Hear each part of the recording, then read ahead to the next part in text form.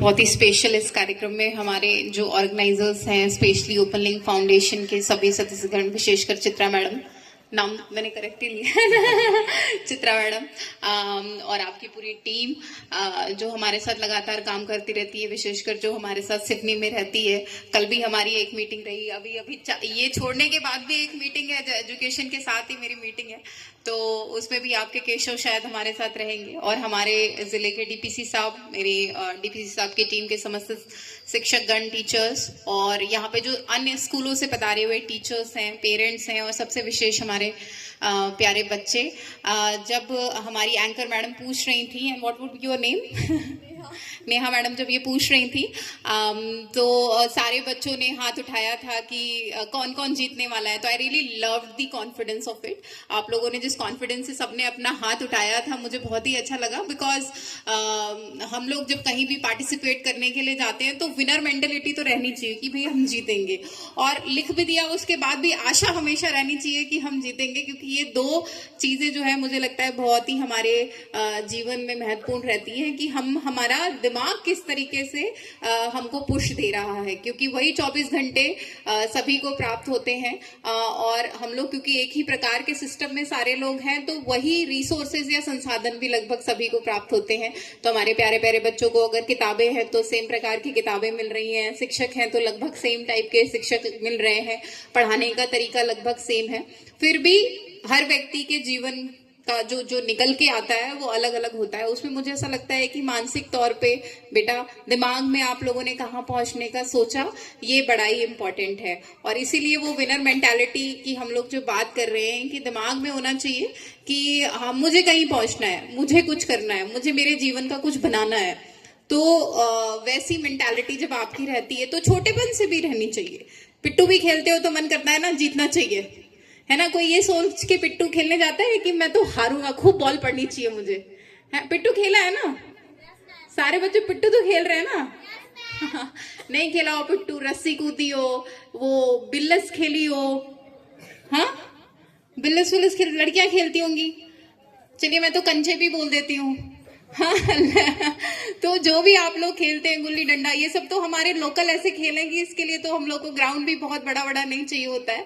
चाहे आप वॉलीबॉल खेलें, चाहे गिल्ली डंडा खेलें, चाहे पिट्टू खेलें, चाहे बास्केटबॉल खेलें, चाहे क्रिकेट खेलें, चाहे किताबों की पढ़ाई करें, चाहे डांस करें, चाहे गाना गाएं, चाहे पेंटिंग करें, चाहे जीवन में कुछ भी करें, मन में तो हमेशा ये भावना रहती है कि अच्छा करेंगे, और रोज रोज थोड़ा थोड़ा करेंगे, रोज रोज थोड़ा करेंगे तो पिछले दिन से ज्यादा बेहतर आज करेंगे। आज थोड़ा और करेंगे तो अगले दिन थोड़ा बेहतर और करेंगे, कल थोड़ा और करेंगे तो एक साल बाद और भी बेहतर तरीके से कर पाएंगे, और ऐसे ही लगातार बेहतर करते करते करते अपने बेस्ट पे पहुंच जाएंगे, है ना, है कि नहीं, राइट। तो इसलिए विनर मेंटेलिटी वाले आदमी के लिए ये भी बड़ा जरूरी है कि प्रैक्टिस करते रहें। ये नहीं हो सकता है कि हम कोई चीज अभी कर लें। अभी मैडम लोगों ने और बड़ी अच्छी म्यूजिक बजा के उन्होंने एक दमदार वाली आप सबको अवार्ड वितरित कर रहे थे। इससे मुझे लगता है कि आप लोग के सबके दिल में एक गुड फीलिंग तो आई होगी कि आप लोगों ने किसी चीज में हिस्सा लिया। हिस्सा लेना अपने आप में कॉन्फिडेंस दिखाता है कि हम आ रहे हैं, हम हिस्सा ले रहे हैं, एक आत्मविश्वास दिखाता है।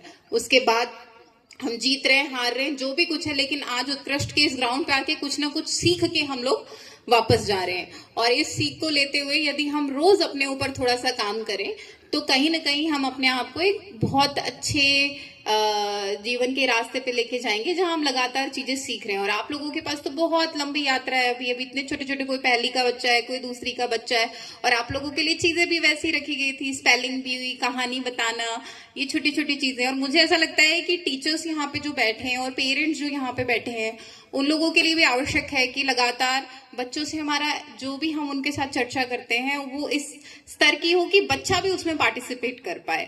कभी कभी क्या होता है कि हमारा पढ़ाने का तरीका या बच्चे को सिखाने का जो तरीका रहता है वो बहुत ही वन साइडेड हो जाता है, मतलब मैंने बोला तुम करो, क्योंकि हमें कभी कभी ये लगने लगता है कि बच्चा कैसा उद्दंड हो रहा है ना।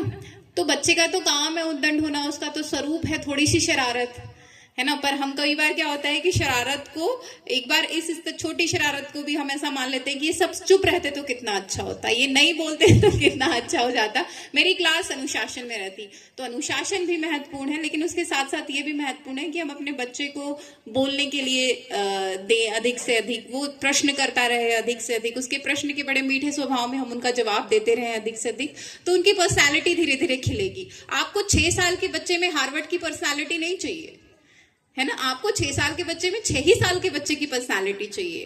उसका अर्थ ये नहीं है कि हम उन्हें डांटना बंद कर दें या सही गलत का अंतर बताना बंद कर दें, लेकिन जब तक हम सुनेंगे नहीं, जब तक उनकी छोटी छोटी शरारतों को समझने का कोशिश नहीं करेंगे, तो फिर तो हमें पता ही नहीं कि हमारा बच्चा अंदर से क्या सोच रहा है, कैसे ग्रो कर रहा है। और जब मैं हमारा बच्चा बोलती हूँ तो मेरा ये मीनिंग पेरेंट्स के लिए भी होता है और टीचर के लिए भी होता है, क्योंकि टीचर के पास वो बच्चा दिन में 7-8 घंटे के लिए है, राइट। और आपके पास तो कच्ची मिट्टी आ रखी है, अब आपको उसको करना है, तो इसीलिए ये आवश्यक है कि हम सुने।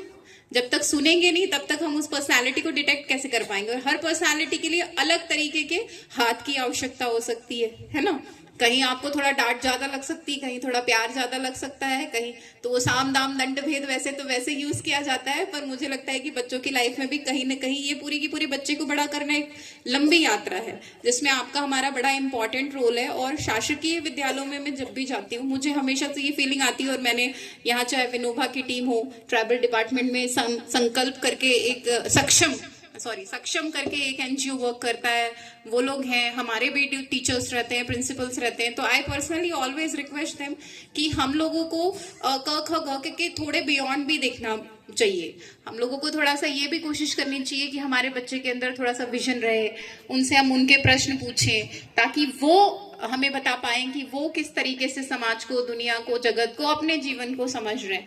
और ये जर्नी की जो शुरुआत है वो ऐसा नहीं है कि 10वीं में हमें करना चाहिए या 12वीं में हमें करना चाहिए या 8वीं में हमें करना चाहिए, हमें तो हर पल ही करना चाहिए जब बच्चा हमारे सामने है ना।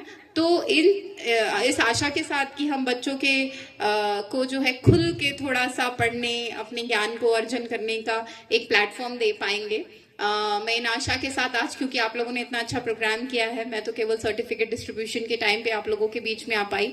आई एम श्योर कि जब बच्चे अपने ये परफॉर्मेंस दे रहे थे तब बहुत ही ब्यूटीफुल चीज रही होगी देखने के लिए, जो मैं अनफॉर्चुनेटली नहीं देख पाई। आप लोग सब उसके विटनेस रहे। I hope you enjoyed it and I hope कि हम लोग आगे भी इस तरीके के प्रोग्राम्स करते रहें, ताकि बच्चों को इस प्रकार से और आत्मविश्वास उनका बढ़ाने के लिए हम लोग अलग से अलग प्लेटफॉर्म उपलब्ध कराते रहें, और हमारा डिपार्टमेंट भी उपलब्ध कराए। और जितना हमारे समाज के हिस्सेदार लोग हैं, जो सजग हैं, जागृत हैं, जिनको पता है कि बच्चों को ऊपर उठाने के लिए जरूरी हो जाता है कि हम उनको छोटा छोटा सपोर्ट दे दे के उनको ऊपर उठाते चले जाएं। तो I would also like to say thank you to Open Links Foundation as well as, अभी 10 दिन पहले शायद उनका भी प्रोग्राम हुआ था, तब मैं बहुत बिजी निकल गई थी तो आई कुडंट गो।